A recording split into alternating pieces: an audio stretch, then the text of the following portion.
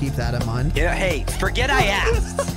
That'll definitely It'll do. Join the Discord. It was the least fun I've ever had playing this game. A small but vibrant and extremely humble community. No, I've seen the sleeves, but I'm like, you said you're suiting up, and then you put your sleeve on. Thank you for saying that. Because I'm a demon on the keys. Next thing I know, we're both dead. I immediately left the lobby. In Vietnam. What are they playing for? Are they playing to win? Stay humble. Stay humble. We are live. Welcome to the Dropshot, episode number 25. That's a quarter of 100 for those of you math wizards out there. My name is Casey, also known as Razanon. I am joined, as always, by my good friend Tanner. Tanner, say hello to everyone. What's going on, everybody? Welcome. And today we are doing kind of a crystal ball stream. We're going to be examining, CoD 2020, what we know about it so far. And I've got quite a few predictions myself, and I've also got some hopes for what the game will entail. We don't have much information on it, but we have some. And I mean, we also know who's developing it, so that's another big data point that we can extrapolate probably quite a lot from. So this will be interesting for our edification when the game actually comes out, because we can go back and see what we were right about and what we were wrong about and all of that good stuff. So a couple announcements. Number one, we have some bots in the Discord now. So I set up two for now. One of them is like the news bot, and these are all in the first section, like the information section. The news bot will automatically reroute tweets from Infinity Ward, Call of Duty, and Charlie Intel into that channel. So if you like to stay abreast on Call of Duty news and official announcements and rumors and things of that ilk, I would recommend, number one, join the fucking Discord, right? And then number two, I would also recommend you set yourself, what's it called? Notifications for that channel specifically.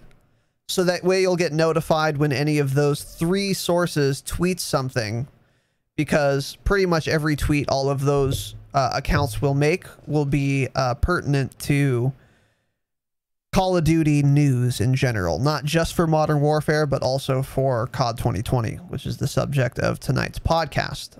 So you could do that. And then I also set up a drop bot channel. Get it? So what that's going to do is it's going to reroute mine and Twitter's tweets to that. So every time we tweet, it'll show up there as well. So that's far less useful, but if you wanted to, you know, do that, check it out, you can. I'm going to also be setting up a channel where every time a new podcast episode is posted on the RSS feed, it will tell everyone there. So then in the future, when that exists, you can set notifications for that in Discord. And then as soon as you get a Discord notification that like, oh, episode 25 is on the RSS feed now, you can go to your podcast app and then fucking smash the download button and listen to it. And then I'm thinking of doing that I'm going to do that for when we go live as well, like on Twitch. And then maybe for when a new YouTube video is posted as well. These are all possible. I'm just trying to parse out how to do it and if I should put them in separate channels or not. So anyway, when those things do go live, I will let everyone know in the announcements page. So maybe set notifications for that as well. These are all in the Discord. But the drop bot and the news bot channels are already live. So you can peep those. I did a test stream today of the game because I got a new modem and then I got a new router. And what I think I was experiencing was something called buffer bloat. And I'm not going to get into what it is because I have a tenuous grasp on what it is myself, but I got a new router to combat buffer bloat, which is what I think my issue was. And I was right.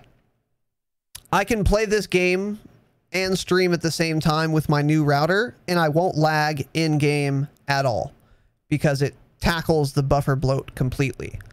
The problem is, no matter how good my router is, I only have so much upload speed.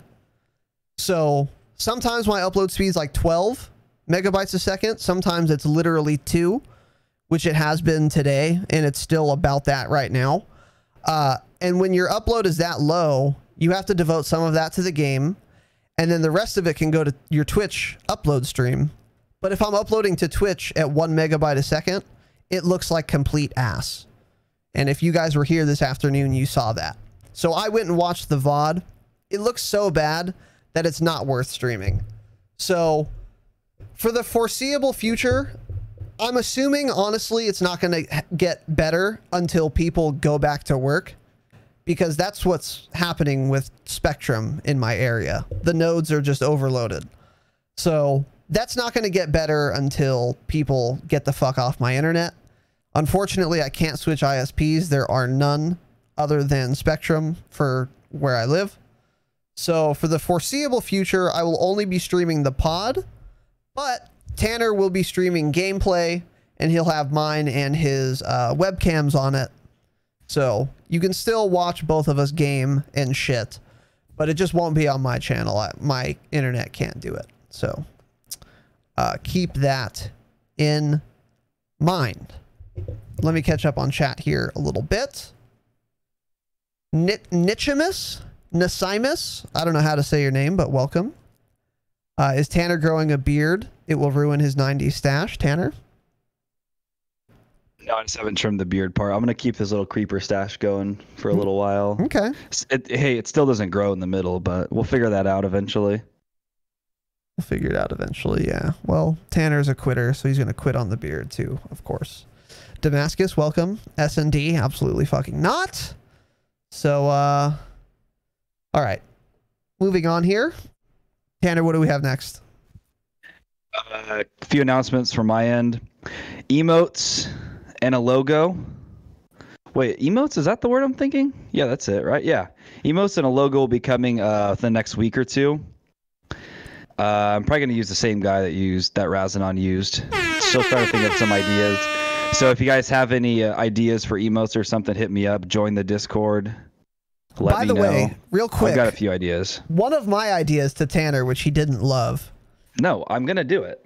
Was wrong. Was a glass with ice in it, and then the little icons that denote sound, as if it's like a glass with ice clinking, since everyone has to hear that on the pod twice a week at least. I think that's a great idea. It's going to be called Tanner Clink. So if you have ideas that are as good as that, you don't, obviously. But if you did, then submit them to the Discord, as Tanner said, and then tag him. So put it in the Dropshot section under suggestions or general, maybe. Yeah. Anyways, go on. But yeah, last stream was insane when Razanon's internet wasn't working. We streamed it on my channel. It worked out great for me, so thanks, Spectrum. And that kind of it makes me excited for the future of the Dropshot in my stream. So because of that, let's drop a shitload of cash on my system, on my setup. So probably in the next month, it depends how soon some of these things are released and available for me to purchase. Got a Stream Deck coming soon. We're going to upgrade to XLR setup like Razanon again. I'm sure everyone can tell my mic quality's worse. So we're going to do XLR setup pretty soon. Upgraded webcam. Throw another monitor in there. I'm thinking just 6 monitors mounted to the wall. Okay. A new PC build, new processor. 10th gen Intel probably. And that's also going to set me up. I'll have leftover parts maybe for a second PC, a little dual PC setup. So we'll figure that out. Razanon keeps telling me to do that, so we're just gonna blow a shitload of cash on it and see where it goes. Yeah, so the main thing you guys are going to enjoy about that will be his upgraded mic quality, because my mic sounds buttery smooth, his sounds like death. So we will be able to rectify that with a nice XLR mic. So that'll be good. It's funny because you use this microphone for years. So are you saying your stream was shit for years?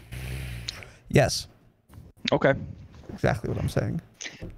Okay. What banks are you all robbing? Well, Tanner came into a windfall because of Donald J. Trump, our president.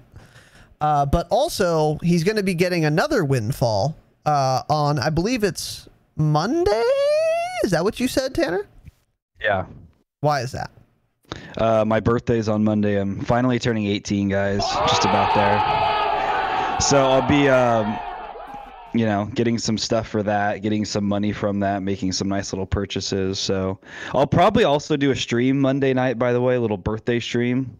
So I'm turning 28 in case every single viewer wants to donate 28 subs, gift 28 subs. I would be okay with it. That's, so. Yeah, okay. We'd all be okay with really, that. There's probably going to be a stream Monday night. So it's not 100%, but it's about, I'd say, 85, maybe a 90. Damn, it's a pretty big percentage. It's a high percentage. It's decent. It's up there. So stop by. Twitch.tv/Tanner Dropshot. Yeah, well, so we'll figure that out. But we will announce if that's happening for certain probably tomorrow or maybe Monday during the day. And Tanner would tweet about it if he was going to, so you could follow him on Twitter at Tanner Dropshot and or turn on notifications for the Dropbot in Discord. So anyways, anything else, Tanner? No, I'm good. All right, so let's get into it. As I mentioned, today's episode will be about COD 2020, predictions, hopes, and all of that. So the information we have currently about COD 2020 is basically Treyarch is the development team, or at least the primary development team. I'm pretty sure it was originally Raven and then Treyarch took over or something. Or was it originally Sledgehammer? Do you know, Tanner? I think it was originally Sledgehammer. Didn't something like that happen when BO4 was still around, that leaks came out that the development was changing for 2020? It was a while ago. It changed to Treyarch, but I don't know who it changed from. Because Treyarch didn't start from scratch. There was some other development team and they dropped the ball or something. I don't exactly remember. I think it was Sledgehammer. I think it was also Sledgehammer. I think it was whoever was the main team behind World War II. And I don't know if that's Raven or Sledgehammer. But anyways, so regardless of that, we know a couple things. Number one, it's going to be developed by Treyarch, primarily. They took the reins. That's confirmed. And number two, this is not confirmed, but it is extremely highly likely that it is going to be set in the Vietnam era. Another rumor that is high probability but not confirmed is that it is going to take place in the Black Ops universe, but it's not going to be like Black Ops 5. Like, it's not going to be in the Black Ops main storyline. So I don't know if I can even draw an analogy from another Call of Duty title, but it's basically going to be in the Black Ops universe, developed by the team who makes the Black Ops series, but not story-wise inside of the Black Ops storyline. At least not directly. It might be obliquely related. In fact, it probably will be, but not directly. So those are the things that we know or have high probability, high certainty about. So from those few data points we have, we can actually make quite a few predictions, in my opinion, that I wanted to float by you guys and float by Tanner. So number one, this is a big one for me. The past Black Ops 4 and Black Ops 3 had like operators and operator abilities. And if you know me, if you have been following since the time of what's it called? My Black Ops 4 streams. And if you happened to have watched my Black Ops 4 year in review video series on YouTube, which I've conveniently linked for you in the chat, then you would know that I am not a fan of operators. I think it is probably the worst part of Black Ops 4, which I played extensively. Thousands of hours on that game. And well, what? Go ahead, bitch. I wouldn't say you definitely did not play over. You didn't hit 2,000. Let's put it that way. You were under 2,000, and I am so sure of that. No. Yes. No. Hold on. Let me do some quick Yes. maths. 2,000 over 24. Yeah, you're right. Definitely wasn't thousands. Okay, hundreds of hours. Hundreds of hours. Yeah. So still, I played the fuck out of it. I played a lot. So, and I hated operators. I thought it was the worst part of the game.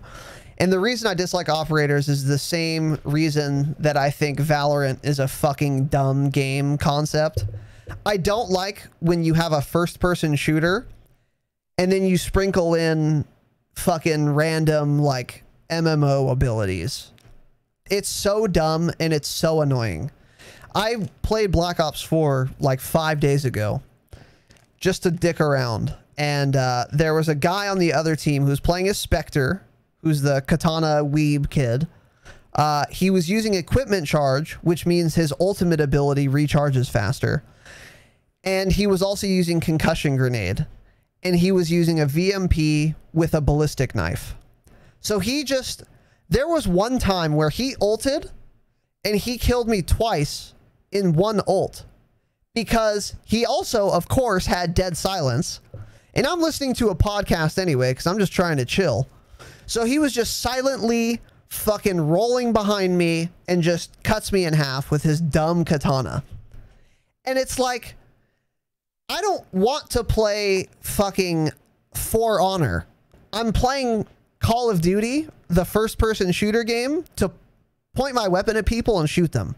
Not to get stabbed in the back by a katana. So operator, that is just one instantiation of my problem with operators. It's fucking dumb. They require no skill, and it's not like operator abilities are kill streaks. So he didn't have to earn his katana. All he had to do was be in the game until it was ready. So it totally, like, it pisses me off. I don't like them at all. With that said, Black Ops 3 and Black Ops 4 were both modern and or futuristic. They took place in the near future or the even distant future. I don't really know. So all the operator abilities were like really futuristic-y kind of shit. Like, you know, Seeker Drone, futuristic-y. Tempest, futuristic-y. Since this takes place in Vietnam, I wouldn't be surprised if there were no operators. Because when we look at Black Ops 1 and Black Ops 2, those didn't have any operators, and they didn't have any operator abilities. Black Ops 1 took place back in the day, so it makes sense. Black Ops 2, I think, was like a contemporaneous game at the time, and it also didn't have operators. But then the next two Black Ops titles did have operators. Since we're going back to Nam, I wouldn't be terribly surprised if there were not operators, but I also wouldn't be terribly surprised if there were operators. So Tanner, let me bring it over to you. Do you think there will be operators in COD 2020? I have to agree with you. I don't think there will be. Another big reason also is so many people complain about the operators in Black Ops 4. I truly don't remember many people enjoying them. Do you remember anyone who's just a big fan of operators? Because I don't. Honestly, no, but I wasn't balls deep in like Black Ops 4 Twitter at the time. That's right. Yeah, we didn't follow that game as much as we do this game, obviously, but it was either you were completely against it or you were just like, whatever, they're not great. Yeah, exactly. Good point. And I think Treyarch knows that, and it wouldn't make sense for them to bring them back. But it's true. It's like, what kind of operator abilities would you have if it was based in Vietnam? I mean, I can't really think of anything. I agree with that. So I honestly can't tell you if there will be or won't be operators in COD 2020. I very deeply hope not, but it wouldn't surprise me either way. But if we did see operators in a Vietnam era game, I don't even know what that would look like. Like, some operator abilities kind of make sense. Like Nomad, for example, you can make him work in like in Vietnam. Instead of the mesh mine, it could be like a claymore, something like that. And instead of, or excuse me, and then his ult could be exactly the same. He calls a dog and the dog runs around and kills people. That would make sense in a Vietnam era game. But most of the operators wouldn't really make sense. Prophet wouldn't make any sense, either of his abilities. Battery, kind of. I mean, there were definitely like grenade launchers in Nam. There weren't, you know, Semtex in Nam, but you could just replace that with like a frag or something. But then tying in a frag grenade to like an operator ability would be very fucking weird to me. So I think they could do operators, but yeah, I'm just really hoping they don't. I'm really hoping they don't. Yeah, I would find it. I find it hard to believe that operator is going to be in COD 2020. I don't think they will be. Okay. Well, I'm hoping not. I'm hoping not. Nichimus. Tell me how to pronounce your name. Nichimus. Nesimus. Because I can't parse that. Valorant looks like it would run on Windows 95. Yeah. A lot of modern games do that to broaden their appeal. And a lot of modern games do that so that they can be played cross-platform. Because if you make a game that looks really good, you can't run it on a console. Because a console is a computer. It's just a shitty one, which we've been over. A console is a computer, episode 23. Sounds like a respectable fellow. What's up, Corey? How's it going, dude? Nicomus. Okay, got it. Do you think they are behind in development since the ball was dropped by the previous development company? Yes, I do. And I think they're probably even more far behind because of COVID-19. So, I mean, dude, Activision is the publishing company. They're gonna make the development team publish in fall of 2020, period. They don't care how unfinished and unpolished the game will be. So here is a guarantee for you. You can clip it now, link it later. This game is going to be a fucking buggy disaster when it launches. And it's going to be replete with bugs for at least the first 6 weeks. Once again, clip me now, link it later. I guarantee it. It is inconceivable to me that Activision actually delays the release because the game isn't ready yet. And it's also inconceivable to me that the game will be ready on schedule. Number one, because of the development team Audible, and number two, because of COVID-19. So I can guarantee that with as much confidence as I can guarantee that the sun will rise tomorrow. So absolutely. It's absolutely going to be a fucking disaster. So I would definitely have to agree with all that. And, you know, there were rumors at one point that Modern Warfare was going to have a 2-year life cycle, because it does have. Okay.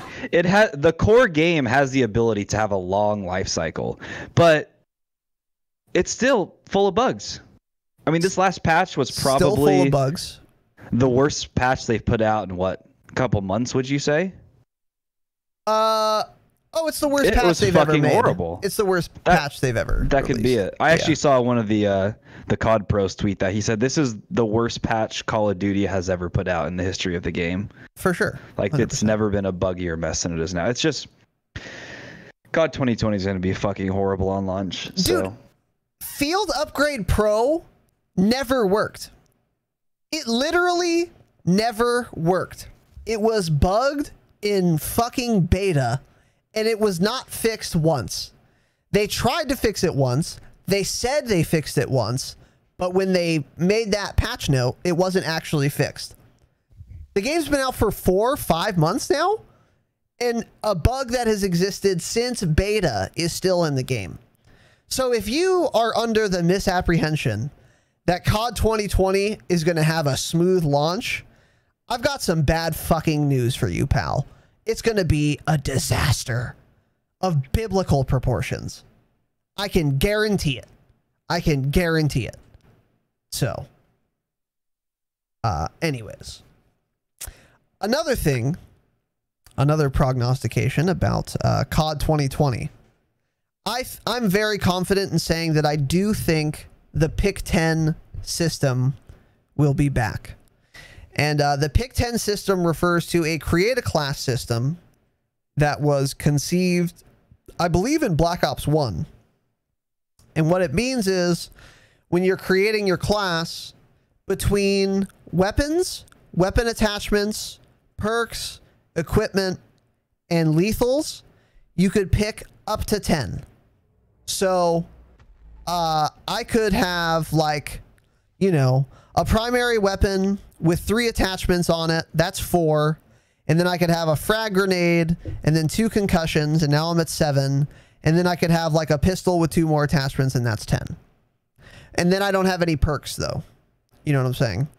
Or I could do, like, you know, only an M4 with no attachments, and then I could have fucking 6 perks, which would be 6 points plus 3 wild cards. So that would be 9 pick 10 points. And then I'd have 1 point left over for like a frag grenade or something. So I would not be surprised if the pick 10 system came back, because it's been in every Black Ops since Black Ops 1. And it is a almost unanimously well-renowned and positively received custom class system in the franchise. So, real quick before I hand it over to Tanner, Stret4000 has subscribed at tier 1. Let's fucking go! Stret, it's an honor. It's a privilege. Welcome to this small but vibrant and extremely humble community, sir. I appreciate the sub. Welcome. It is very nice to have you here, my friend. He's one of the humbled. Eldest Stallion, let's fucking go! Let's fucking go! Has subbed for 1 month at tier 1. Eldest, thank you, sir. Welcome to this small but vibrant and extremely humble community, my friend. Eldest and Stret, I appreciate both of you. It is very kind.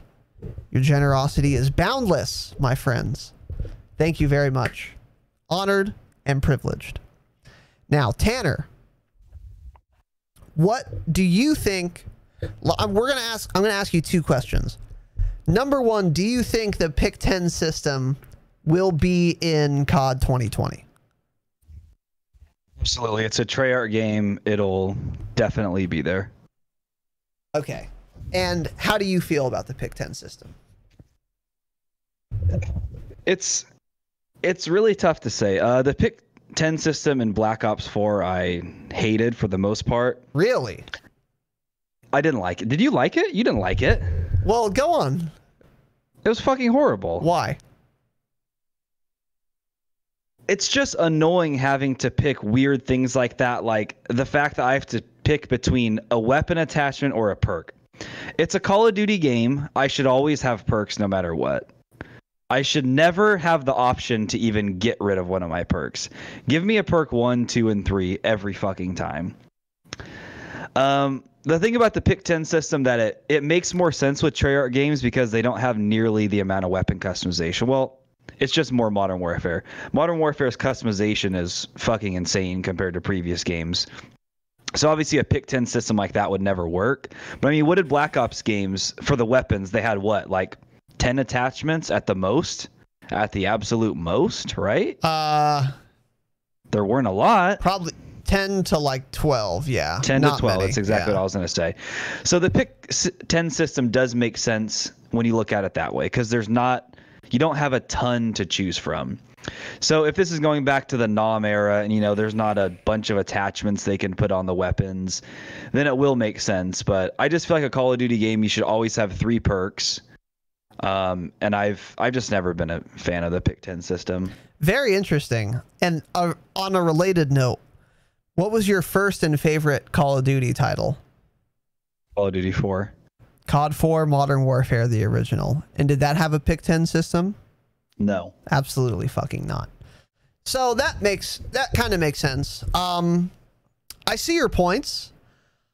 I mean, if I had to pick between Pick 10 or Modern Warfare create a class customization, I'm going with Modern Warfare 2019 all day. I think the customization in this game is fucking excellent, and the weapon attachments are extremely impactful. They have very pronounced pros and cons, and you can really tailor every gun to a very particular, unique niche that you're trying to fulfill. And the attachments that can bring you toward that niche are clear, obvious, well explained, consistent across weapons, and they do a great job with the customization in general. So Pick 10 in Modern Warfare would be bad because the system they have now is way better than a Pick 10 system would be. But your point about Black Ops, it has so fewer attachments.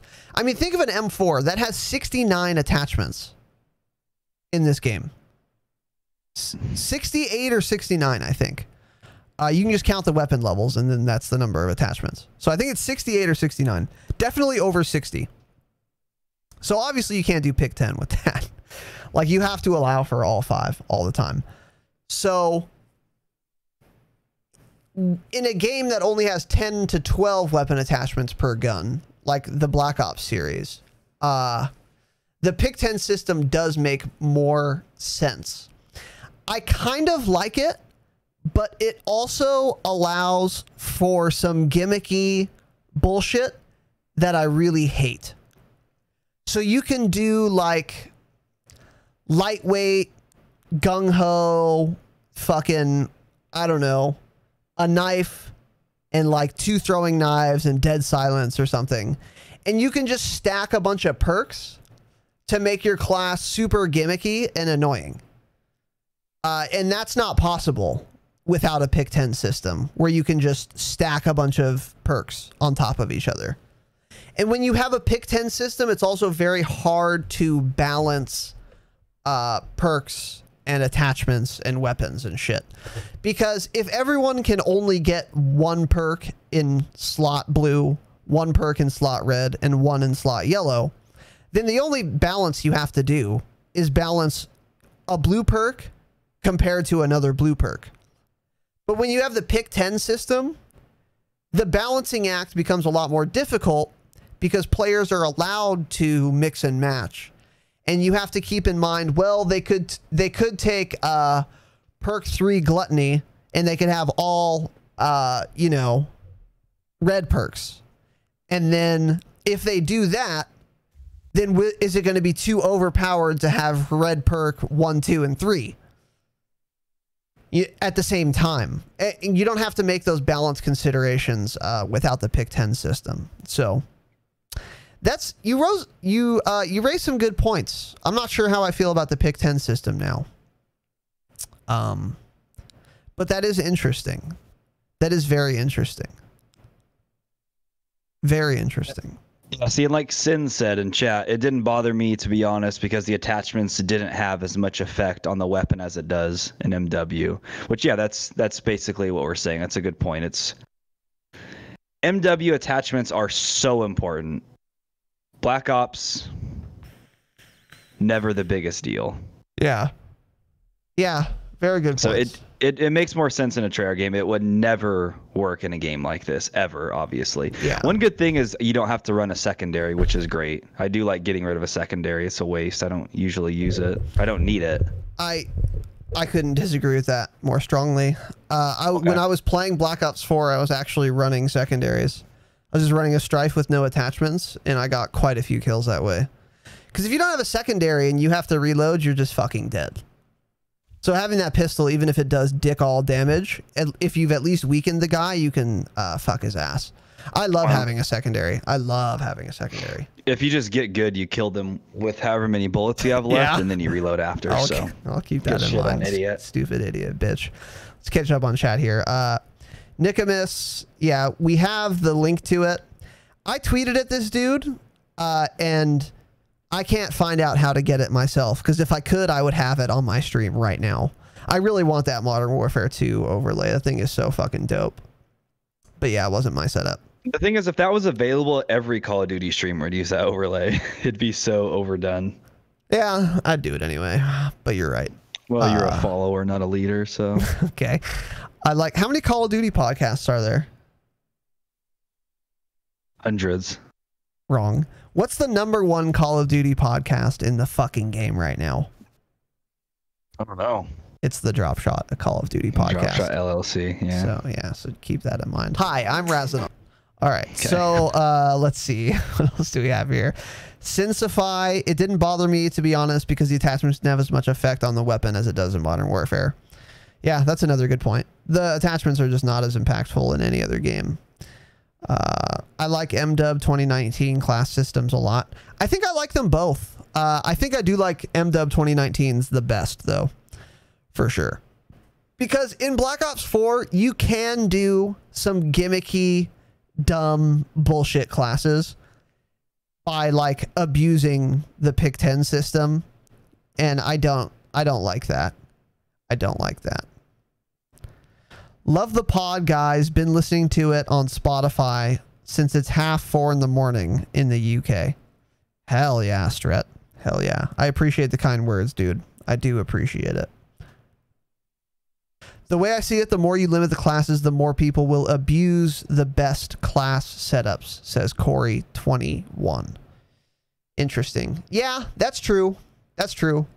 There really aren't many like meta classes in Modern Warfare, because you can tailor a class so specifically to what you like to do that a meta class almost doesn't even make sense. Whereas if there's only 12 attachments for a Scar H, and a Scar H is the best AR, everyone's gonna run the same whatever number of attachments. So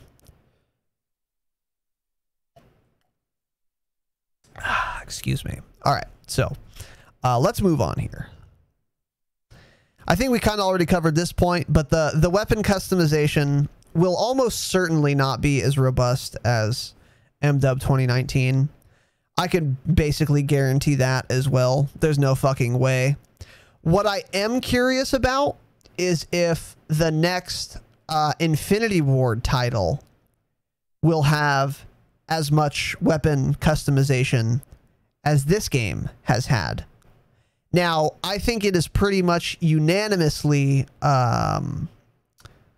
acclaimed, the weapon customization in this game. So I would not be surprised if they got it back based on all of the positive feedback they got.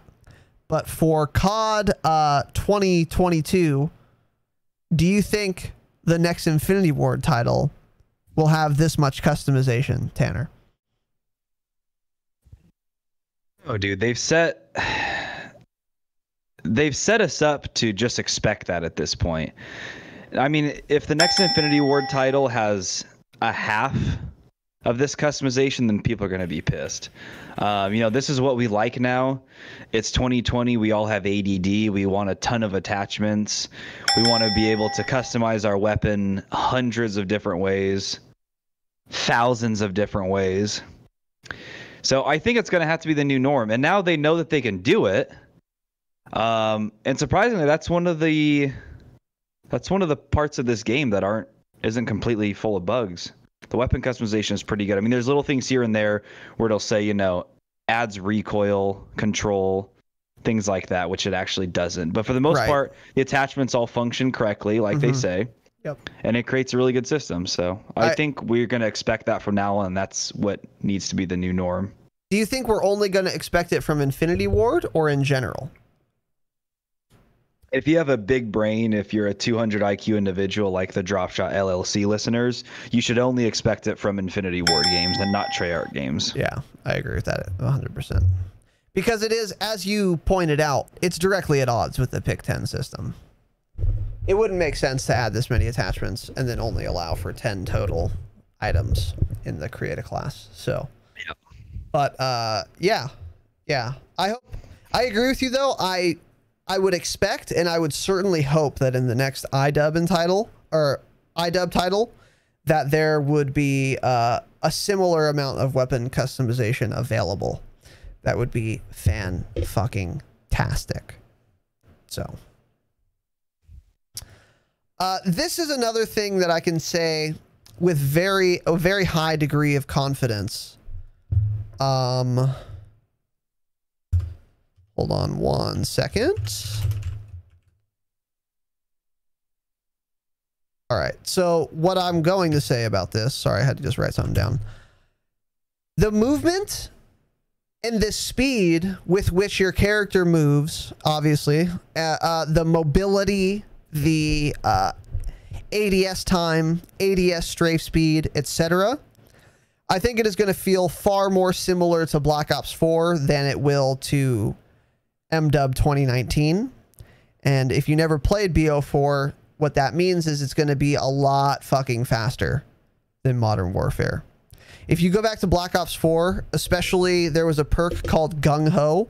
It was a green perk / a perk 2. And you could fire your weapon immediately from sprinting. So there was 0 sprint out time.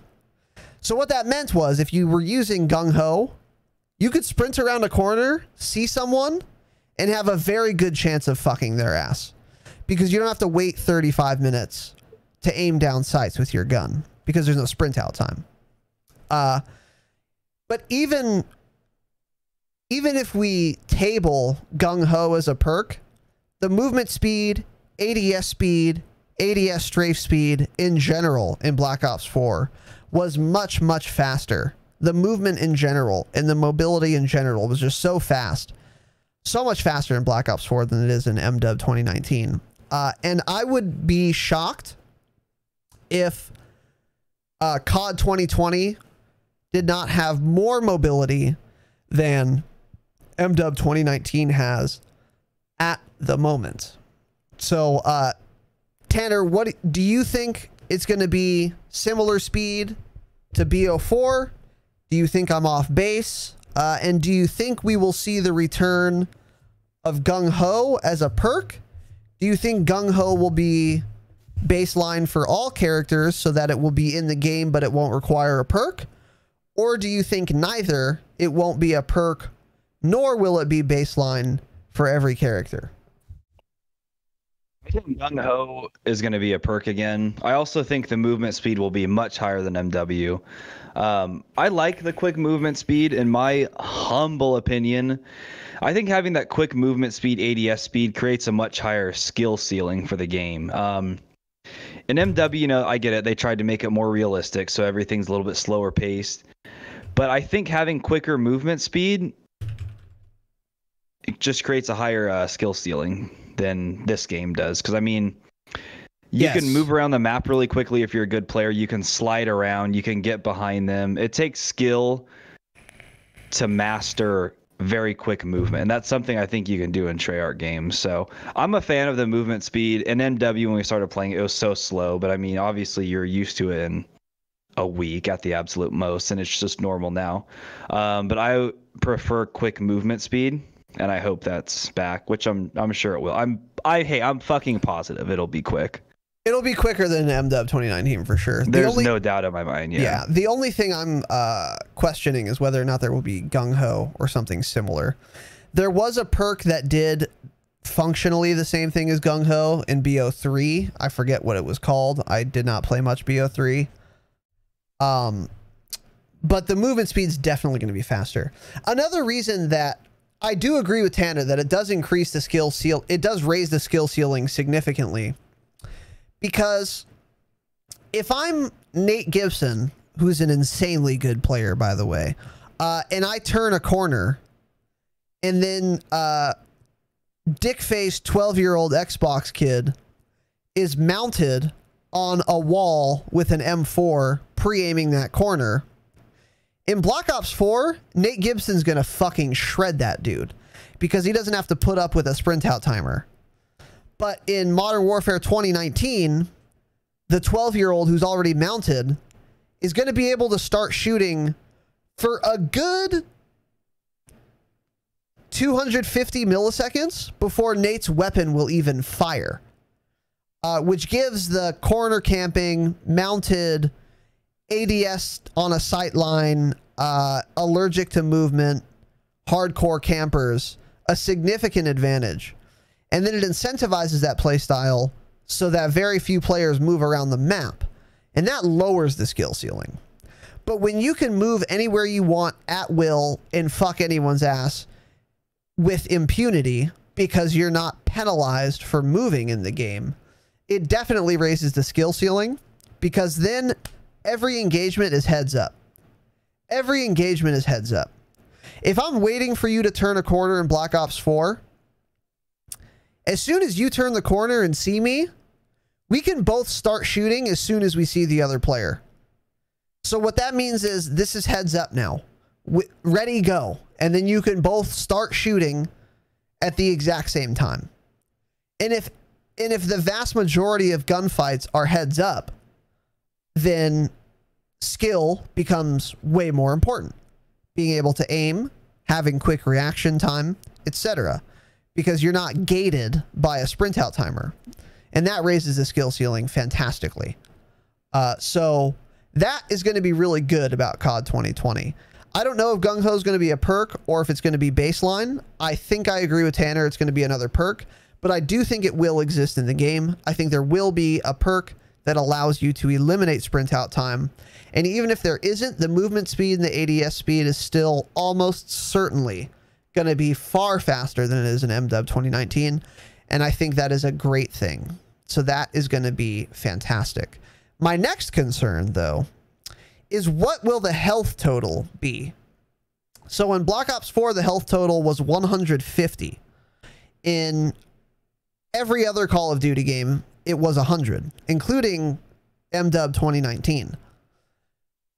What that means is Black Ops 4 had the longest time to kill of any Call of Duty title to date ever.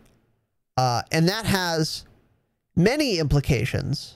But first, Tanner, what do you think the health total will be? Do you think it will be BO4 150? Do you think it will be BO3 100 like every other COD? Or do you think maybe it's going to be 125, something in the middle, 50? What are your thoughts? I don't think the health total will be as much as it was in BO4. I don't think a lot of people really like that. I personally prefer the health and time to kill in this game compared to BO4. I thought BO4 was a little slow. Just felt like I was aiming at somebody for 4 seconds before I finally killed them. But at the same time, the movement speed was so quick in that game that it kind of makes sense. You know, if you're sliding around corners and destroying somebody, if the time to kill is too low, then that just becomes a fucking nightmare and you're getting slid on and you're getting just destroyed immediately. So it kind of makes sense. I don't know. I mean, with BO4 speed levels, if that was in COD 2020 with 100 total health, I don't know how it would play. I don't really think it would play great. I mean, I prefer MW time to kill, like I said, but I don't know how it would play in a Treyarch game like that where the movement speed is higher. I feel like it's got to be at least slightly higher than MW, though. It's got to be one more bullet to kill at least. I think that would make it about as balanced as you can make it. Interesting. So the thing about a high health total is this is another thing that massively raises the skill ceiling. And you might be wondering why that is. I'll educate you. The more health each player has, what does that mean? That means I have to do more damage to you before you die. And you have to do more damage to me before I die. Now, why would that raise the skill ceiling? Great question. If we have a bunch of health, it becomes more and more valuable to have good aim so that you're landing your shots. So if we're playing hardcore, then all I have to do is land one bullet and you're dead. So if I see you first by even 20 milliseconds, I'm probably going to kill you because all I have to do is get one bullet on you before you get one on me and you're dead. But if we both have 500 health and then we see and then I see you first, for example, but my aim is 20% worse than yours, it won't matter that I saw you first, because you're going to have so much time to turn on me and fuck my ass with your better aim that you're still going to win. So the high health total of BO4, it allowed for a lot of outplaying ability, because even if you were shot first, you're shot from behind from some kid you didn't see, he has to land more shots to finish that. And it gives you enough time to turn around, and if you laser beam him and he's missing shots, you'll be able to kill him and you'll be able to outskill him. So that's where the skill ceiling again gets raised quite a bit, because it really incentivizes landing shots. Because if you start whiffing, and the other guy isn't, you're going to die. Because only landing 1 or 2 or 3 bullets is not going to be enough to kill the guy. You got to keep landing until he's dead. So that raises the skill ceiling a lot. With that said, I don't know how I feel about 150 health. Because the problem with having a big health total like that, it's great for typical gunfights, but then all of a sudden, everything that's a one-shot kill becomes insanely overpowered. Because let's say we each have 250 health. Well, now I have to land half a clip of an assault rifle on you to kill you. And if we all have assault rifles, then that's great, and the skill ceiling is very high, and then it's fun, and the better aiming player will be rewarded.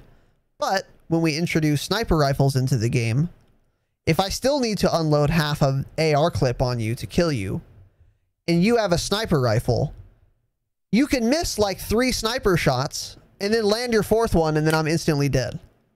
And even worse than that, it is impossible to balance a knife, a ballistic knife, or any other kind of dumb gimmick, a crossbow, any other dumb gimmicky one-shot kill weapons with these high health totals. So, and if you play Black Ops 4, you know this, by the way. These fucking knifing kids were super annoying in that game, because you could see someone at 12 meters, and if you have like a, I don't know, like an ICR, for example, you very well may not have enough time to kill him before he can run up to you and then just instantly one-shot you without having to actually aim. That is really annoying, and it removes all of the benefit of raising the skill ceiling that a high health total provides, because now you're just getting completely destroyed by someone with no skill who's not aiming at all. So it's hard to balance these high health totals with one-shot kill weapons. So I'm not sure what the health total is going to be, and I'm very curious. I think I would like to try an experiment of like 125 total health. Higher than normal, lower than BO4. I think if it's 125, snipers are balanced enough, and knives probably still a little too overpowered, but not as overpowered as they are in BO4. That might be okay. I would be willing to run that experiment, but I guess we're just going to have to wait and see what it's going to be. I really don't know. That makes a lot of sense. That's something I hadn't thought about, that when the time to kill is higher, that makes one-shot weapons way more overpowered. What was it, the Javelina? Was that the gun that was semi-automatic? Yes. You can one-tap people? Yes, they patched it. What a fucking nightmare. Yeah, and it took, what, 3 weeks to patch? 2 weeks to patch? Took too long, yeah. Absolutely, That gun was insane. Yeah. And it was a semi-automatic one-shot kill. So you're right. Those could be extremely overpowered if the time to kill is too high. But also that was just a fucking nightmare that they shouldn't have ever released. Yeah, but yeah, for sure. For sure. Yeah, the Javelina was overpowered no matter what the health total was. But knives is my biggest concern. Because the Javelina is like, yeah, super broken, but it would have been broken even if the health total was 100. So what they need to, but knives are always going to be overpowered if the health total is too high. And like, how many times did you get knifed in BO4 after landing 8 bullets on someone from fucking 20 meters away? You know? Because there was the knife lunge in that game. MW is like the first Call of Duty game that didn't have the knife lunge, as far as I know. But even if it did, the time to kill is fast enough in Modern Warfare 2019 where knifing is not going to be a serious issue. You know? Yeah. Let's put it this way. You never see people just running around knifing like you did in Black Ops. Oh, fuck no. Fuck no. Yeah, knives are terrible in this game. As they should be. Knives should not be good. Because, again, I'm playing a first-person shooter. I'm not playing fucking camp in a corner simulator and knife someone in the back. It's dumb. It's not fun. It's not fun for the knifer or the knifey. And it's totally anti-skill. And that's the balancing act you have to kind of like weigh the pros and cons of when you're talking about health totals in these arcade shooters, you know. What do you think should be the fastest TTK, says Nicomas? I would say around 0.9 seconds, presumably. Yeah, I mean, as Bloodless said, there are many weapons that technically have a 0 time to kill because they're one-shot kill weapons. So a Deagle has a 0 second time to kill because you go from full health to dead if I headshot you. Many of the snipers in this game do. But if you're talking about like a fully automatic weapon, I don't think that's a good barometer of how to judge fastest time to kill, because like even if we take that out of the equation, like let's say a Spitfire in BO4 point blank range, I'm landing only headshots. The time to kill is very fast on that, but you're also never going to do that in a realistic circumstance. You're never just going to headshot someone with all 6 bullets at point blank range, you know? So I don't think that's a very good metric to balancing or to weighing time to kill or just health totals in general. But I don't know. It's going to be interesting to see what the health total is going to be. I would not be surprised if it went back to 100 though, with all that said. Next point here. The visibility literally cannot get worse than Modern Warfare, which is great. So that'll be fantastic. I'm very excited for the next COD just for this reason alone, so that I can go back to being able to see people. That is genuinely fun and exciting. It is fun and exciting and interactive when I can see enemies on my screen. So I'm thrilled about that. That's one of the reasons I'm very excited for a new Call of Duty to come out. Because that's one of my biggest problems, maybe my biggest problem with this shit game, is that I die to people I cannot see so fucking often. I'm so ready for that to be done. So that will be nice. And the visibility, if the visibility isn't better than Modern Warfare 2019, I'm not playing it and I'm done doing this podcast. How about that? How about that, dude? How about that? But it won't be. There's no way it will be. The visibility in every Treyarch title I've ever played has been great. Fantastic. As it should be. It should be very simple to see people in a multiplayer, high-paced, fast, arcade-style first-person shooter. So Treyarch got that right, at least. So that'll be exciting. The visibility is definitely going to be better. Tanner, you have some thoughts on this? You're absolutely right. The visibility is the fucking worst I've ever seen. My big thing is I would enjoy a bit of color, you know, a little bit of color on my screen. I think the color palette of MW is black and white essentially. It's so weird looking at BO4 now, like pictures and videos of it. There was just so many bright, pretty colors. It looked like Razanon's right fucking arm just tatted the fuck up. And this game is just black and white. It's dumb. It's boring. It's dull. I want the bright colors back, you know? So I hear you. I hear you, brother. I think there's a middle ground between BO4 and Modern Warfare.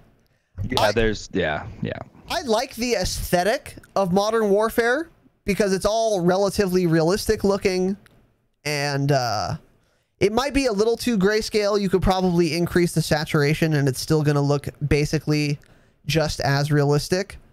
I think that would be good. But also, you could have a realistic looking game that also has good visibility.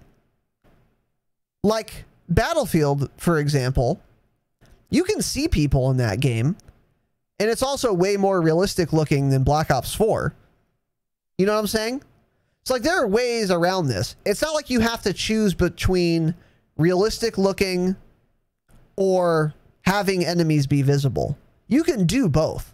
That's ideal to me because I don't like the Black Ops 4 aesthetic. I don't like Firebreak in a fucking bunny suit with his diamond Spitfire that has pink and it's fucking glowing and it just looks so dumb and puerile. I don't like that at all. But at the same time, I would still prefer that if it comes with visibility versus Modern Warfare, which has an aesthetic I really like, but I can't fucking see anything. But that's a false dichotomy. There is a way to make a realistic looking game where I can also see people. And that is my ideal. But I mean, the aesthetic to me is largely unimportant. As long as I can see enemies, I'm basically happy. But if we get into Fortnite level territory of childish, cartoonish, colorful, 12-year-old appeal, I'm not gonna be happy about it. I'm gonna hate it. But that is like quaternary to gameplay and visibility and weapon balance. So not that big of a deal to me, in my opinion. So anyways, moving on here. Will there be score streaks or kill streaks, Tanner? I think, unfortunately, there will be score streaks. I would prefer kill streaks. I actually like what they did in this system.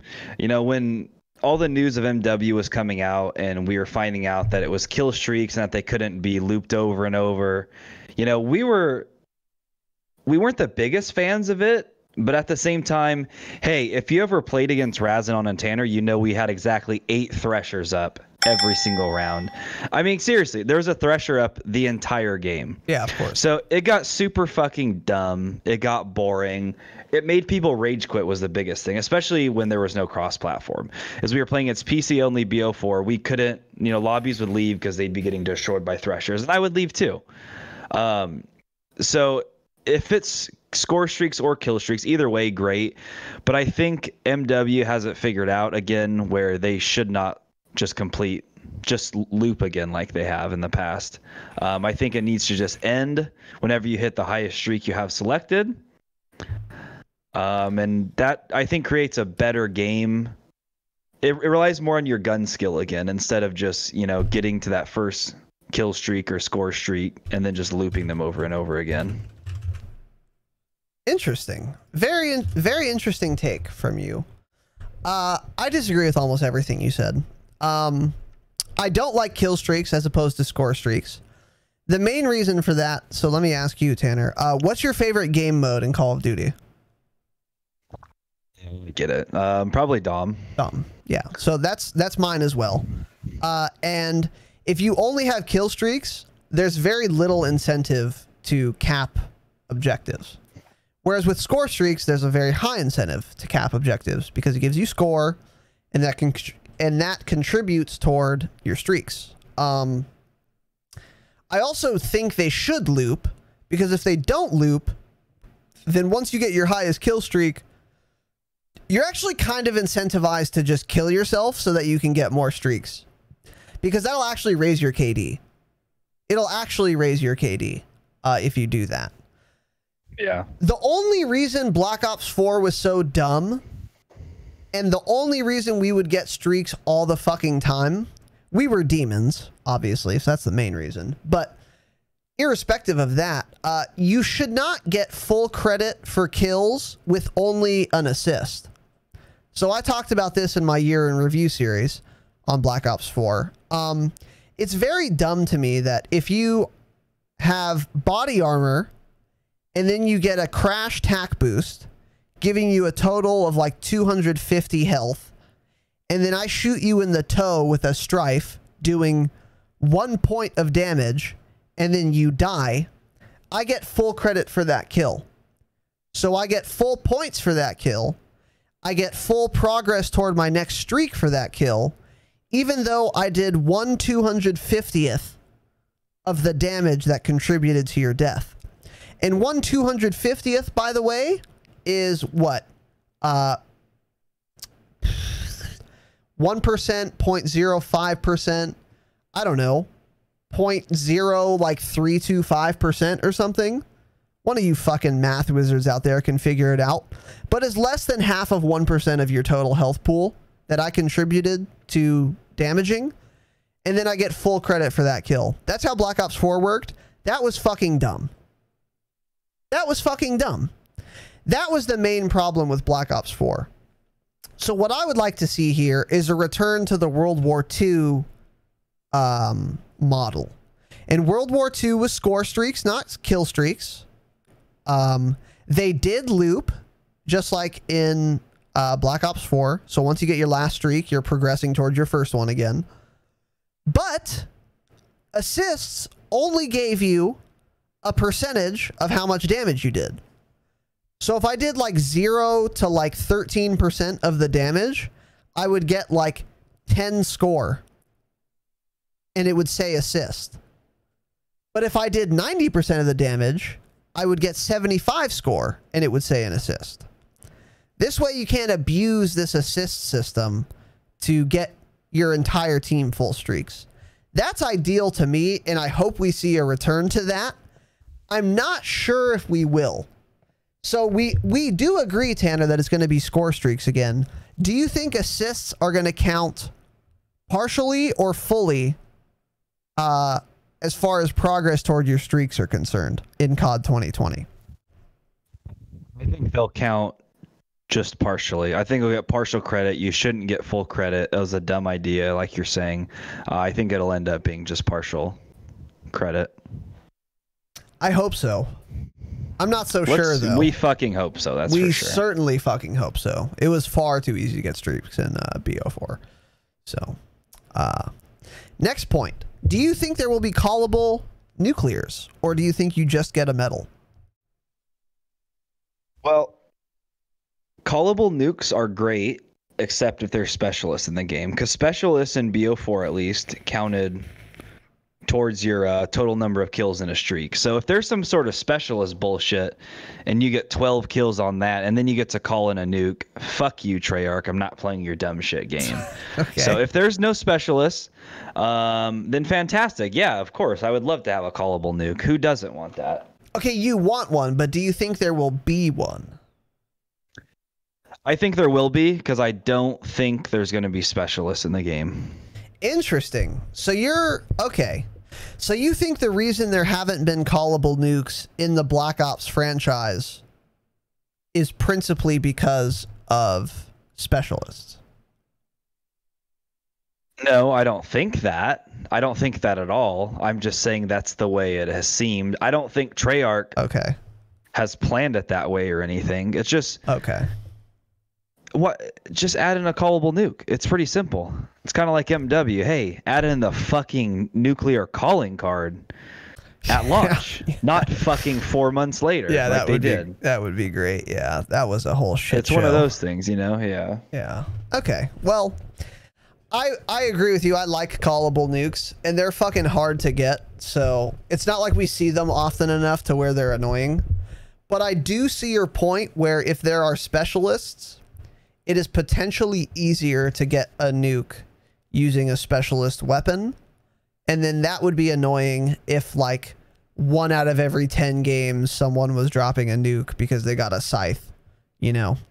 That would be annoying. So I would like callable nukes. I think I would put forth the same stipulation as you, which is only if there are no specialists, because that makes it potentially too easy to get them. So yeah, I don't think there will be callable nukes though. I would like them. I don't think there will be. There hasn't been a callable nuke in any Black Ops game.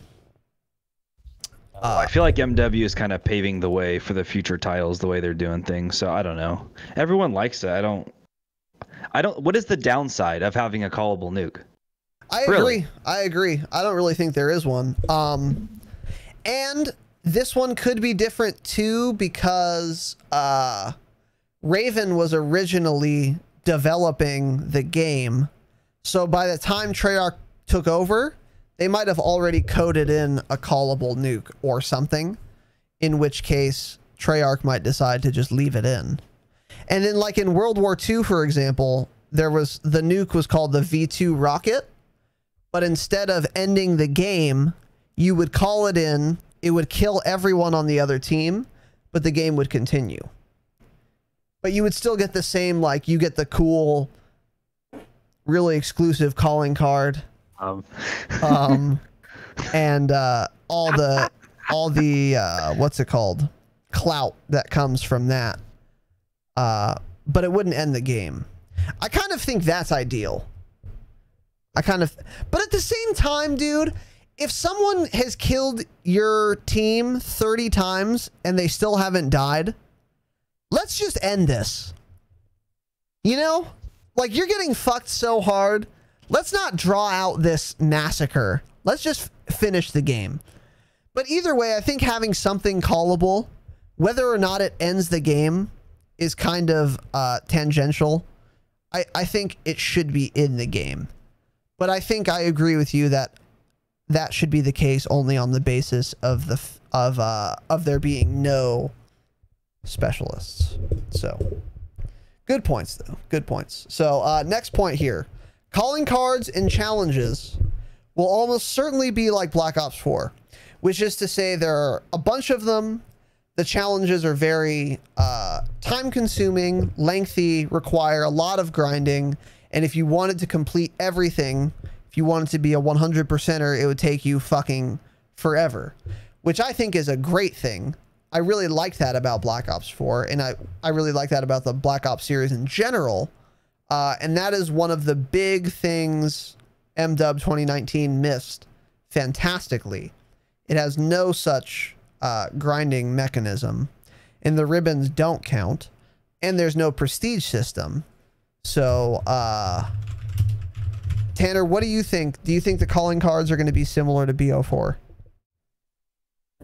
I really think they will. The BO4 calling card and challenge system was so much better than MW. I don't know why they designed it this way in Modern Warfare. It's fucking horrible how you have to like select what mission you're doing. I really don't understand it, other than it gets people in their mind to play the game more, you know, because you got to do this one challenge and select it and then do another one and select it. So you're just wasting time having to do them when you can get them all done at the same time if it wasn't locked behind a tier system like they are. So I'm very excited for Treyarch because I know they come through with a calling card and challenge system. BO4, it was so fun to do all those, and they meant a lot more too. Like your calling card in the lobby meant way more than it does now because it showed up next to your name. Now they haven't done any of that. The menu, the scoreboard, it's boring. Everyone's the same rank because there's no prestige system. Yep. Even though they said it was going to be a more in-depth system than prestige. Joe Seacott, you're a fucking moron. Here's another thing too, by the way, on that point. I agree with everything you said. And in Black Ops 4, I mean, I could look at anyone's calling card.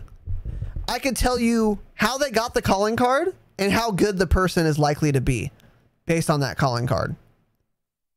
So like if I see like Killer Master, for example, I know what that is. I know how hard it is to get, the difficulty level it is to get. And then I know roughly how good they are. If I see the Relentless calling card, I think, okay, well, they're better than a Killer Master. If I see a Nuclear calling card, I say, okay, this guy is, you know, top 95th percentile, probably. And then everything in between and even below, like Killer Master, like you can assess how good someone is, and you can see, and you know what they did to get their calling card. Because then some people might run like the fight fire with fire calling card, where you molly a fire break while he's using his ult with the purifier. That was like the rarest calling card in that game.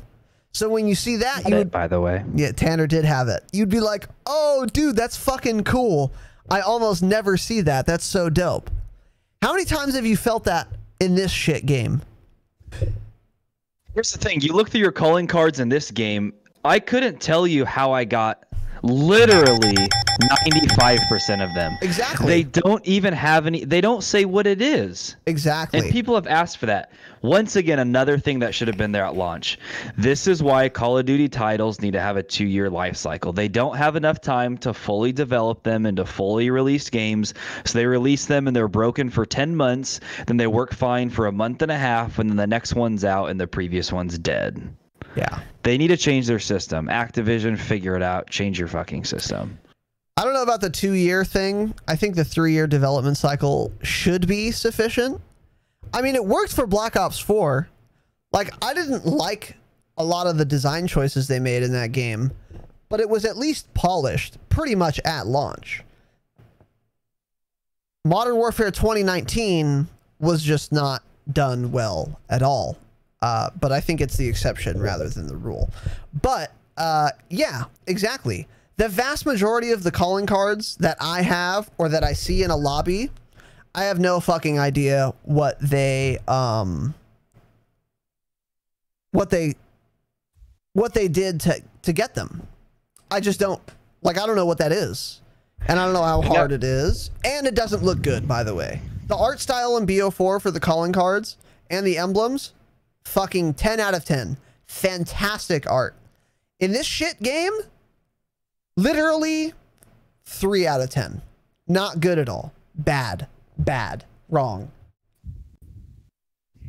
And I mean, that was a fun thing to do, is when we would load into lobbies in BO4, we would check out everyone's little, what do they call it in that game? Where you can click on their name and it showed their top like 3 calling cards. I think like you're looking at their player card, they call it. The player like player summary card. Or whatever, yeah. So it shows that was the operator they want to showcase, and then their calling card they have equipped, and then their showcase, which is 3 more calling cards that they want to display. And then their favorite weapon and what camo it has on it. Yep.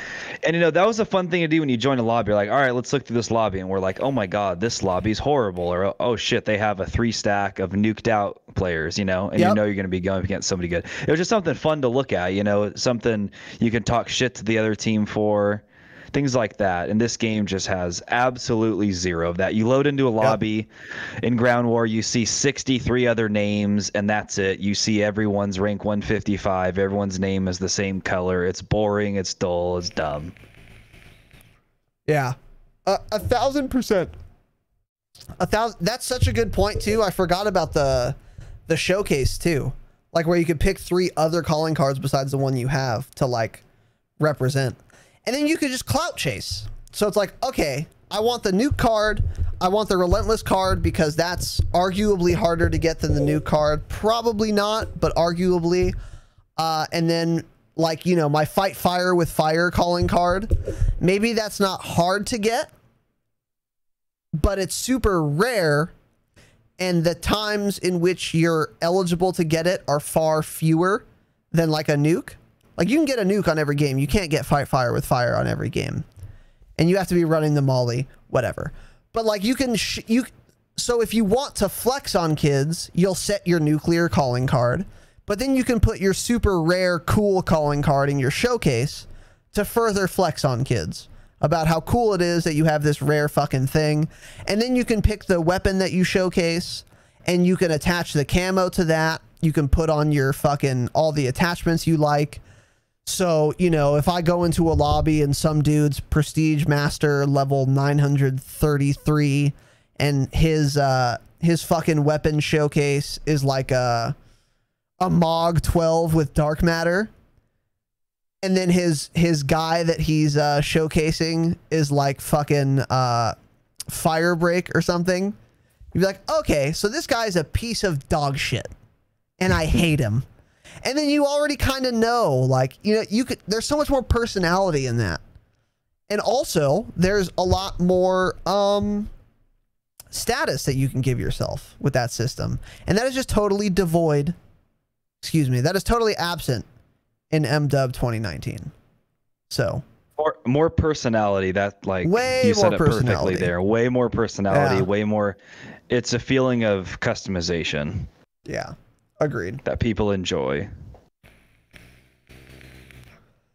But now Nicomas says, but now you're getting coins at the end of plunder to show off to nobody. Exactly, dude. Yeah. Hey, we still have zero explanation of what those coins are for. Hey, do they get us something? Do we show them off somewhere? Hey, Infinity Ward, let us know. Are they for absolutely nothing like we all assume they are? Probably. That's what it seems like. They probably developed them so that you could screenshot them and then tweet it to Ashton Williams and say, hey, look, I got the fucking gold plunder coin. And no one's going to give a fuck because no one follows you on Twitter. So. Yeah. I'm going to go fill up my water. You can start on the next one. Okay. Nicomas said, you accept getting shit on more when you can tell the other person has some experience from what he has showcased. It's a good point. It's a very good point. Instead of the usual baby rage, he's hacking report immediately mentality. BO4 also didn't have crossplay, so that was kind of a big deal. Because a lot of times when I get fucking destroyed by someone in this game, I mean, I think two things. Number one, he might be on controller, so he might just be aim assisting me. Number two, he might be hacking because there's no anti-cheat in this game. So a really fun game to play in Modern Warfare 2019 is aim assist or aimbot. It's a really fun game to play. And by that, I mean, it's not fucking fun at all. And it's a travesty and a disgrace that you actually have to ask that question. So anyways, moving on here. Tanner, do you think there will be a prestige system in COD 2020? Of course there will be a prestige system. There should have been a prestige system in this game. There will 1000% be a prestige system. Treyarch knows to do that. Nobody likes this current system. If you like this current system or you play Spec Ops, fuck you. Don't listen to this podcast ever again. There needs to be a prestige system. There's something to grind for. I don't know. I think we've said this on the stream. I just want to make it known again. Razanon hit level 1000 in BO4 and he reset his account exactly 1 round later to rank 1. So he's a stupid bitch. But he did hit 1000. I was never able to hit it. I hit like prestige like 390, 400. I didn't play as much as he did. I didn't start as early. But again, you load into a lobby and you see a kid with a nuked out calling card. And he's level 1000. You're like, oh my god, this kid's a virgin. We're gonna get destroyed. And I want that back in this game. I want that back. Yeah, I feel you. I agree. I agree. Not only do I think there will be a prestige system in the next title, I think there will never not be a prestige system again, because they've gotten nothing but negative feedback from doing away with the prestige system. I think they're going to keep it indefinitely now. It might be different where, like, if you enter prestige 2, you still keep all your weapons or whatever. They might do something like that to increase quality of life. But I don't think they're ever going to not have a prestige system again. And the funny thing is, I think some of the devs currently actually think that this system is okay. I know Joe Seacott says on Twitter, and he said it in the past, that, you know, this system supposedly has more content than without it. And I think he's referring to the season pass. But hey, there should be a season pass either way. That should have nothing to do with the prestige system. He might also be referring to the ribbons, which does not constitute good content. Yeah, don't ever refer to the ribbons again if they're talking about that. So that's not content. It must be. Yeah, It must be. Getting 350 kills with an LMG is good content. Getting 350 kills with a zero attachment weapon is fun to do. Fuck you. And getting Take fucking it out of the game. 100 RPG kills, incentivizing your player base to fucking use RPGs on people. So fantastically stupid. It boggles me completely. Yeah. So do you remember when this game first came out? They did some marketing thing like probably a month after release And it was like on the homepage of like BattleNet when you loaded it up or something, and it was a little article about like how you should be using claymores or the 725. Do you remember that? And No. everyone was like, they have to be trolling us at this point. No, I wish I had seen it though. It was like legitimate. They trolled everybody, and we were like, what the fuck? I don't remember exactly what it was. I want to say it was like they were telling you like, oh, you put claymores up. It was so fucking dumb. That is dumb. That's hilarious. If someone could find that article, put it in the Discord and tag me, please, at me, because I'm of course they're so fucking tone deaf. It's unbelievable how tone deaf they are. I really want to see this article. If someone knows what Tanner's talking about, please link it to me in the Discord. And then you can find the Discord, of course, conveniently linked in the show notes or in the Twitch chat if you're here live. So let's move on. Do you think there will be another Battle Royale in COD 2020? And if so, how would that look? I think that developers at this point just default to throwing a Battle Royale in their game because that's what's supposedly hot, even though it's not. I don't think it's not hot anymore. People don't enjoy BRs. I agree. It was a fad. They're done. They need to let it die off. I agree. Except for, I don't know, this game, people really like it for some reason. I don't see why it's the buggiest fucking Battle Royale I've ever played. It's so dumb. But I don't think there should be a Battle Royale. Again, it just took away from the multiplayer player base, which is what Call of Duty is built around. It should be multiplayer. It should be 6v6, 5v5. Yeah, I don't care. 8v8, 10v10, 12. I don't care. Just there shouldn't be a Battle Royale in the game. It's splitting the player base too much. I don't know. If people want to play a Battle Royale, go play Blackout or Warzone. Yeah, I agree with you. I think there will be a Battle Royale. I wish there wasn't going to be one, but I think there will be. And I think I mean, how much more inventive can you get with a BR, you know? It's not going to be that much different. There's only so much you can do with Battle Royales. So, I just don't think it's going to be that much different. It'll be hyped because it's a new BR and because it's a Call of Duty BR. And because Call of Duty has such a wide player base and such a massive marketing budget, they will be able to generate some hype around it. But I agree with you. I wish they would just let the fad die. And it's taking away development resources from multiplayer. And multiplayer Call of Duty players and Battle Royale players are different types of people because the play styles are fantastically different. So I wish there wasn't going to be one. I'm sure there will be, though. But maybe we would have had a nuclear calling card at launch if they weren't working on a Battle Royale the whole time. That's a great point. That's a great point. What about Ground War or some similar large-scale battle? Do you think that would be in COD 2020? I think something like that will definitely be in it. I think eventually they'll raise the player base of that, or the server capacity even higher than what it is now. I think eventually we'll see that going to like 80 or 100. I'm fine with Ground War. I think it's fun. It doesn't split up the player base nearly as much as a Battle Royale does. I usually enjoy them. Especially with cross-platform. Yeah, yeah, obviously. You need to have cross-platform if you're going to have Ground War in the game. I agree. I agree. Crichton 64 versus 64. Yeah, maybe with those new consoles, they'll be able to figure that out. Maybe.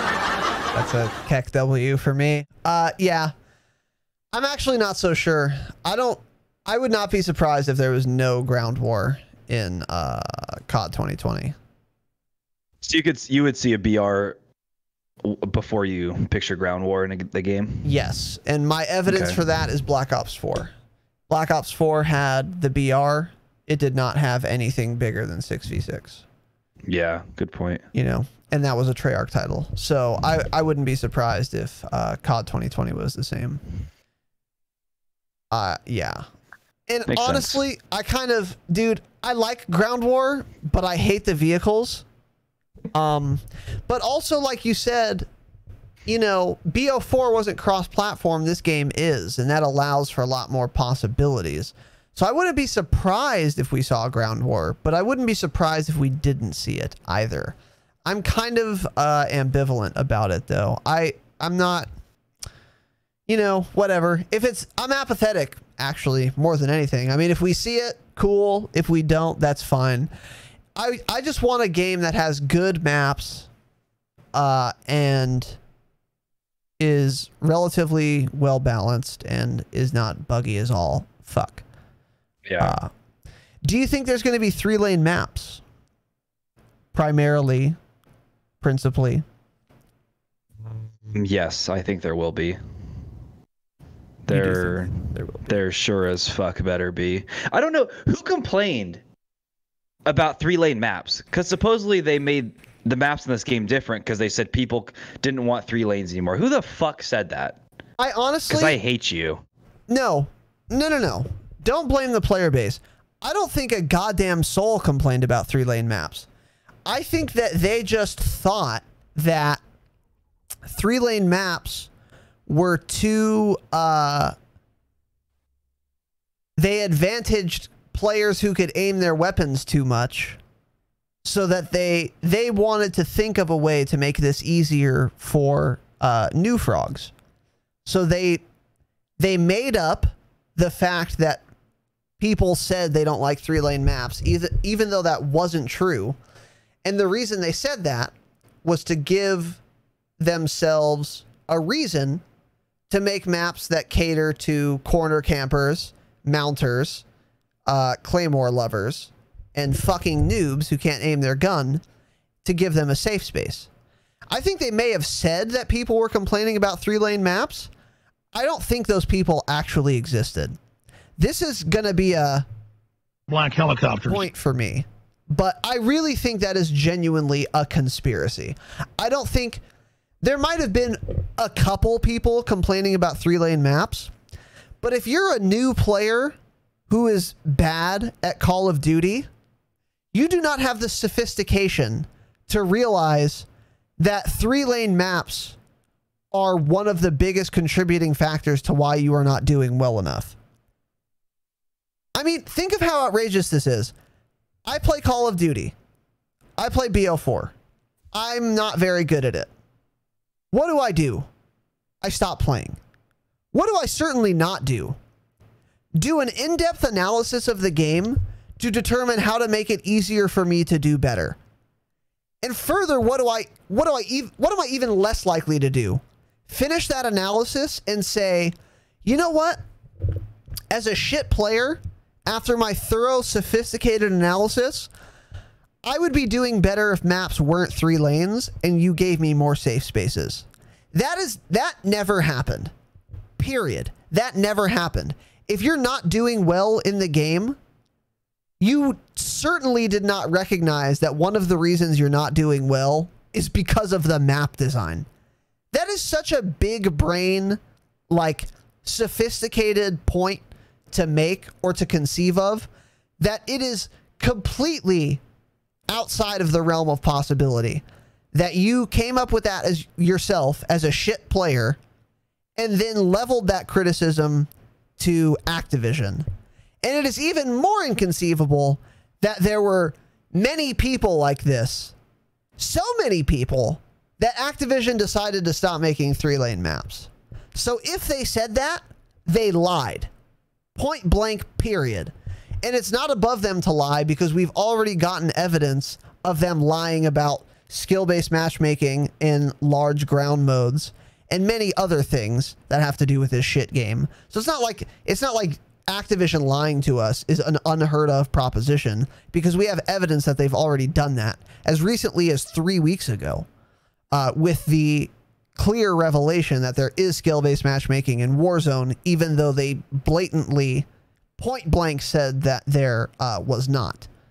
So I hope there's going to be 3-lane maps. There certainly fucking should be, but I don't know. I mean, I don't know when map design started for this title, but I mean, in theory, it started after Modern Warfare development, since the game's coming out later. So I hope it's going to be 3 lanes. But I don't know. I wouldn't be surprised if it wasn't 3 lanes. And I think everyone has complained about the maps in this game, but by the time those complaints were leveled, all of the maps for COD 2020 were probably already done. So I would not be surprised if we were already stuck with non-3-lane maps in this game. Interesting. Okay.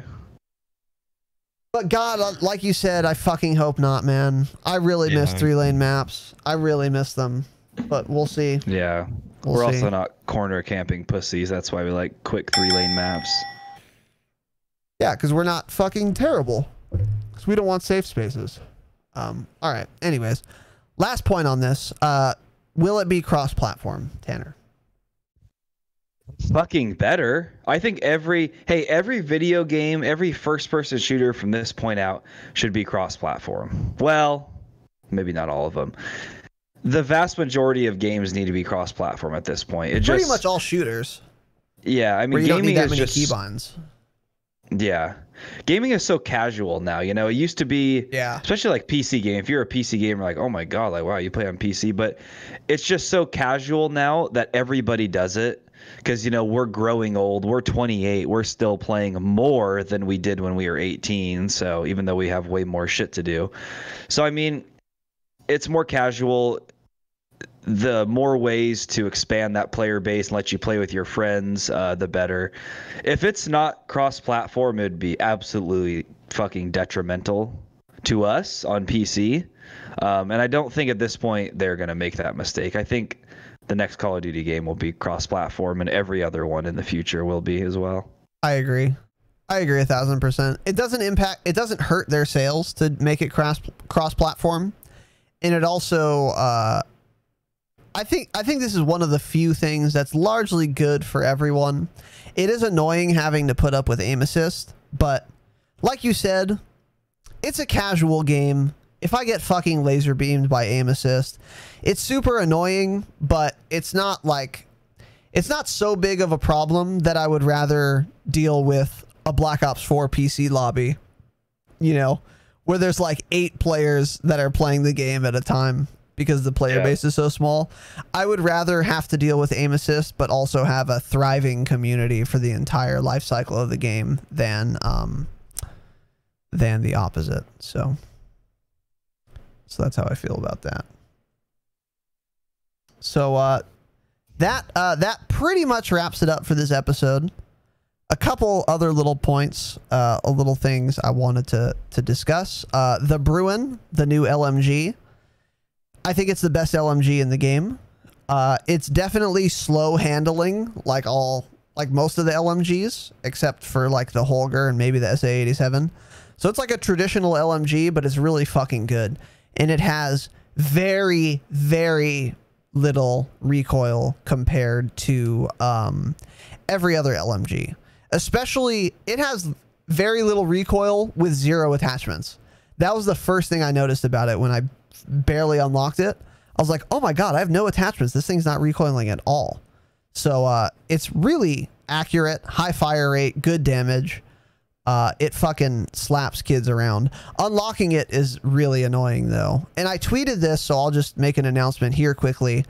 To unlock it, the tooltip reads, get 3 kills on enemies in smoke in 15 matches. 15 different matches.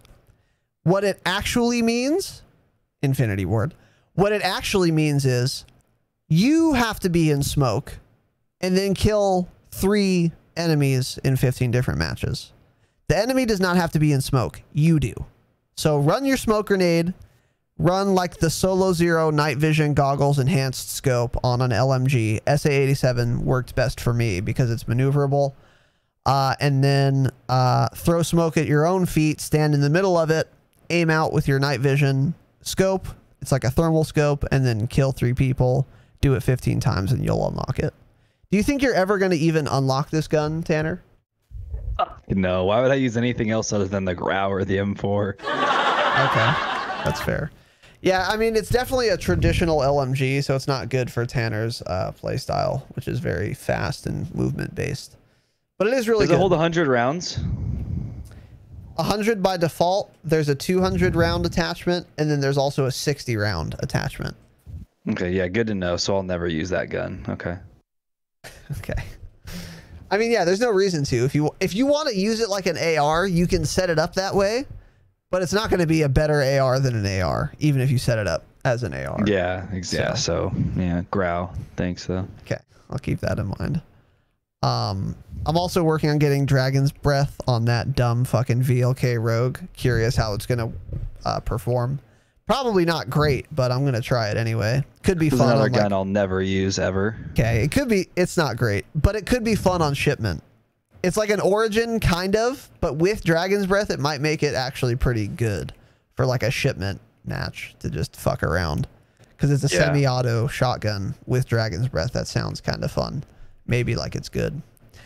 So we recently got the Frankensmith. In other words, it's the gunsmith where you can mix and match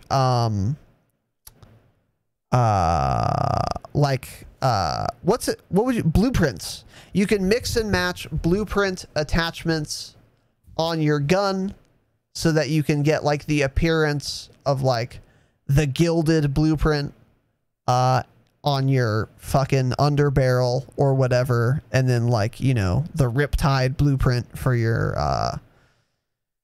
like silencer, etc. How do you like that, Tanner? Have you fucked around with it at all? I've only messed with it on a few guns, and it's fucking horrendous. Absolutely your cam horrible. froze, by the way. Did it? Yeah. Oh, that's weird. Your grid fam thing, like, wonder if we hit like a timer on it or something. I doubt it. I'll restart real quick. No, I'm joining it again. Okay, go on. It's fucking horrible. It may get better, possibly.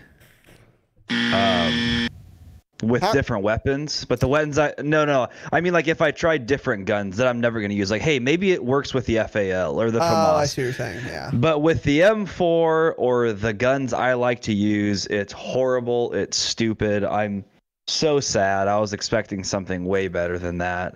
Yeah. It's not a big deal, though. It's whatever, but the way they talked about it, I thought it was going to be a lot better. It's not something I needed, but I expected more, and I shouldn't have. Yeah, I agree. Yeah, I don't know. I don't know what I was expecting. Exactly like you. I don't know what I was expecting, but I was expecting it to be better than it is. But it's not bad. Just like you said, it depends on the weapon. Like, if you have like 8 blueprints for a weapon, then you can make it pretty cool. It's pretty cool. But the blueprint has to have, like, so if a blueprint has 3 attachments and one of them is a monolithic suppressor, then you can't like mix and match anything in the suppressor slot except for the suppressor. You know what I'm saying? So you have to have a lot of blueprints for it to be really deeply customizable. So I think it'll be better as the game goes on and more blueprints are released. But I don't know. It's all right. It's exactly like I said. Like, if it's dog shit, then it's not going to be impactful. And if it's really good, it's only going to be beneficial. So it's better than not having it. I'll put it that way. Yeah, you're right. So are you working on Obsidian? I'm not actively working on it. I also haven't played this game in like a week, basically. So no, I have not been working on it. It's just, especially you though, you use 2 weapons, so you'll have them both in no time. Because it's not something you have to actually try for. Yeah, you just play the game and you'll get it. I do really think, though, they'll upgrade it like they did with Damascus. So if you hate it now like I do, hold tight. My guess is in like 3-4 weeks, it'll look way better than it does now. They'll brighten it up or something. Yeah, I agree. Make it so it's a little more reflective, maybe. So when the sun hits it, which we all know there's a lot of sun in this game because it blinds you on half the maps when you look that direction and you can't see anybody because the visibility is fucking awful. The visibility or the visibility. Yeah. I think that's what Tanner might have meant to say. Either way it works. Either way, whatever. Yeah. So, all right. So I'm going to catch up on chat here. Tanner, restart your fucking computer and then start streaming and tell me when you're streaming. I won't have to soon when I get my new build. So yeah. Okay. Hurry up. Let's see here. So we're not playing Search tonight, Blood. Let's see. Kaylee, welcome. Oh, there's not really much from chat to catch up on. How's it going? Crichton 64v64. Blood says, you guys failed to mention that there's a Tiger King bundle in the item shop. I seldom look in the item shop, to be honest with you. I didn't know there was a Tiger King bundle. That is pretty funny, though. That is pretty funny. I am curious what that looks like. I'll peep it right now. So for those of you who are still here, let me see. Eldest, Stallion, and Stret 4000. Thank you again for the subs, boys. I appreciate you. Bulldog Mo Pete 76. Thank you for the follow, my friend. It's an honor and a privilege. Welcome all three of you to this small but vibrant and extremely humble community. The last thing I wanted to go over is this 3080 Ti got leaked. So 10 gigs DDR6 RAM, and this is the GA103, which I believe is going to be the 3080, I would guess. So it's going to be fucking expensive, but if you guys wanted to peek this info, I'll put it in the Twitter. I'll put it in Twitch chat for you right now. You guys can peek that. But some people are saying it's going to come out by the end of this month, which I don't think is the case. But it should be coming out relatively soon. So. Yeah. Oh, this post is 3 months old. What the fuck? Yeah, you're right. Well, okay. Well, in case you missed it from 3 months ago, you can see it now. This is the first time I saw it, so figure it the fuck out. But anyways, right now we are going to raid Tanner. Tanner and I are going to do some gaming. So thank you all for watching. Have an excellent evening. And as always, remember, stay humble. Stay humble.